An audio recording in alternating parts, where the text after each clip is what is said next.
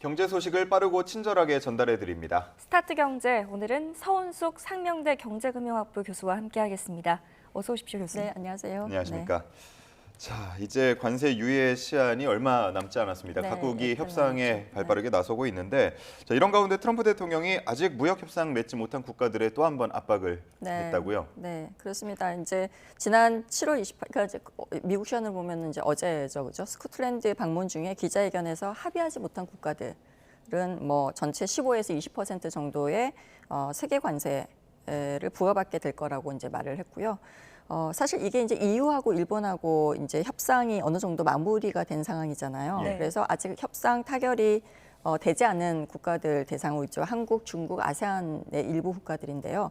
이 국가들을 좀 압박하려는 전략적인 목적이 있다라고 봅니다. 트럼프의 스타일인 거죠. 그래서 특히 이제 8월 1일이 관세 유예 기간이 굉장히 긴박하게 지금 다가오고 있잖아요. 이틀 정도 남았단 말이에요. 예. 근데 이 상황에서 최대한 많은 양보와 투자를 받아내는 게 이제 트럼프의 이제 목표 달성에 해당하는 거기 때문에 그 긴장을 좀 최고조로 높여서 그 본인들이 받아내고 싶은 건 다 받아내겠다라고 이제 생각을 하고 있고요. 사실 실제로 EU하고 일본도 이런 식으로 좀 압박을 해가지고 그 다음에 그 각각 15%의 관세 부과를 하면서 본인들이 원하는 투자들을 굉장히 많이 이제 받아낸 상황이란 말이에요. 그래서 이를 이제 다른 국가들에 대한 선례로 좀 홍보하는 그러한 그 사례로 쓰고 있다라고 보여집니다. 네. 아직 관세 협상을 하지 못한 나라 중에는 중국이 있습니다. 네. 대표적으로 중국과는 지금 고위급 회담을 이어갔는데 네. 여기서 또 한 번의 관세 휴전을 연장하는 방안이 논의 중인 것으로 전해지고 있어요. 네, 이게 이제 어떻게 세 생각해요? 번째 그 관세 협상이거든요. 네. 스웨덴의 스톡홀름에서 지금 이제 진행 중인데 한 5시간 마라톤 그 협상을 진행했다라고 알려지고 있어요. 뉴스에서 이렇게 발표한 내용으로 보면은 원래 이제 당초 우리가 흔히 말하는 휴전 기간이 8월 12일까지였어요. 근데 8월 12일에서 최근 분위기로는 좀 추가로 한 3개월 정도 더 연장될 가능성이 높다라는 이제 이 소식이 좀 전해지고 있습니다. 그래서 사실 이제 양측의 그 굉장히 중요한 그 협상 쟁점 사항들이 좀 있어요. 예. 그러니까 이제 크게 주요 쟁점 사항들을 3가지 정도로 얘기를 하고 있는데 첫 번째는 첨단 기술 이전하고 반도체 규제 완화예요. 사실 이제 미국이 중국에다가 어떻게 보면 반도체 등 첨단 기술 수출 규제를 유지를 하고 있는 상태거든요. 중국은 이걸 풀어달라고 하고 있고, 근데 이거에 대해서 좀 계속 협상에 안에 하나가 들어가 있고요. 그다음에 펜타닐, 우리 흔히 말하는 마약류 통제하는 부분이요. 미국이 이 부분에 대해서 굉장히 중국에 강력하게 그 통제를 요구를 하고 있습니다. 제일 중요한 게 희토류죠. 이게 중국으로 보면 전략 자산이거든요. 희토류가 전에도 한번 말씀드린 것처럼 우리가 반도체를 만들 때 굉장히 중요한 그 원자재로 들어가는 생산 요소 중에 하나란 말이에요. 네. 그러니까 이거를 전략 자원이지만 수출 일부를 하겠다라고 중국이 얘기를 했지만 미국이 이제 전면 다 풀어달라라고 요구를 하고 있는 거죠. 그래서 이게 이제 이 협상 자체가 사실 올해 11월에 트럼프하고 그다음에 그 시진핑 주석이 정상회담에 지금 잡혀 있어요. 어떻게 보면은 양국이 모두 다 정치 경제적으로 굉장히 그 중요한 협상 과제거든요. 이게 이제 실패가 하게 되면은 양쪽이 전부 다 타격을 크게 받을 수 있기 때문에 어쨌든 이번에 좀 최대한 협상을 3개월 연장시켜서라도 이루어내겠다라고 하는 의지가 굉장히 강해 보입니다. 예. 자, 우리 얘기도 한번 해보도록 하겠습니다. 네. 우리도 이제 시한이 얼마 남지 않아서 뭐 네. 이번 주 안에 소식이 들려오느냐 마느냐 이 네. 부분에 집중이 되고 있습니다. 네. 구윤철 경제부총리가 오늘 출국한다고 하고요. 네. 오는 31일에 베센트 미 재무장관과 회담에 나선다고 하는데 네. 이 자리에서 뭐 최종 막판 결과가 나오게 되는 겁니까?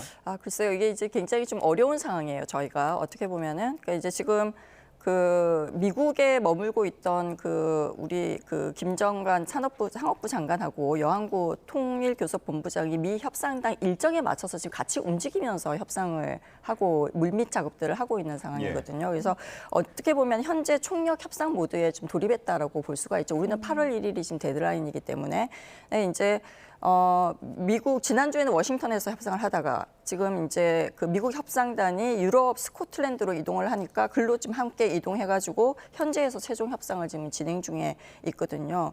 그러니까 우리가 지금 제시한 그 제안은 우리 흔히 말하는 MASGA라고 하는 그러니까 미국의 트럼프 행정부가 메가라는 그 슬로건을 만들었죠. 그죠? 메가가 어떻게 보면은 그 Make America Great again이라는 거에서 s를 하나 붙여가지고 ship building을 넣었어요. 이 말은 뭐냐면은 조선업에 굉장히 특화해서 지금 그 기술 지원부터 해서 그 투자를 하겠다라고 하는 전략을 지금 갖고 가고 있거든요. 그래서 이게 좀 다른 나라하고 좀 다르게 어떻게 보면은 미국 현지 조선소 투자하고 일자리 창출을 같이 만들어 나가겠다라고 하는, 그러니까 미국하고 한맹 동맹 관계에서 이런 부분들을 좀 강화시킨다는 차원에서 EU하고 일본하고는 좀 다른 전략으로 지금 접근을 하고 있다라고 볼 수가 있거든요. 그래서 이 부분에 관한 지금 내용이 좀 진행되고 있죠. 그래서 이게 이제 마스가 그 전략이라고 하는 것이 아까 얘기한 것처럼 그 한국의 조선소가 미국이 지금 조선업 굉장히 노후됐거든요. 예. 기술도 굉장히 그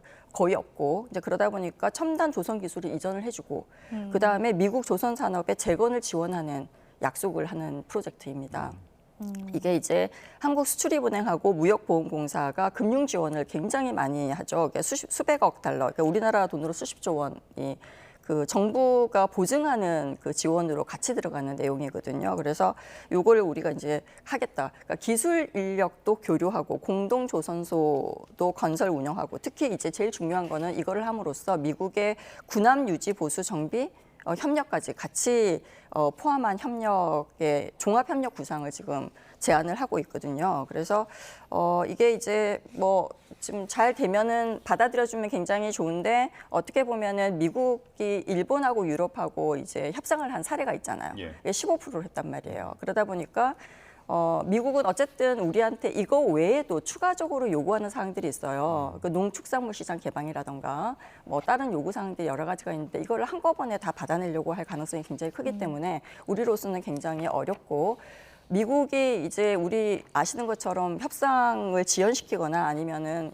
약속을 뭐 취소시키거나 이런 사항들이 있잖아요. 이게 어떻게 보면 굉장히 전략적인 거거든요. 이 부분은 어떤 걸로 봐야 되냐면은 국내에 어떻게 보면 정치적인 갈등이나 이런 부분들을 좀 강화시켜서 압박을 좀 더 하려고 하는 그러한 전략으로 볼 수 있기 때문에 네. 좀 내부적으로 그 우리끼리는 좀 협력을 해야 되는 좀 여러 정치적인 목소리가 나오게 되면은 협력하는데 굉장히 어떻게 보면 좀 힘들지 않을까라는 생각을 하고 있고요.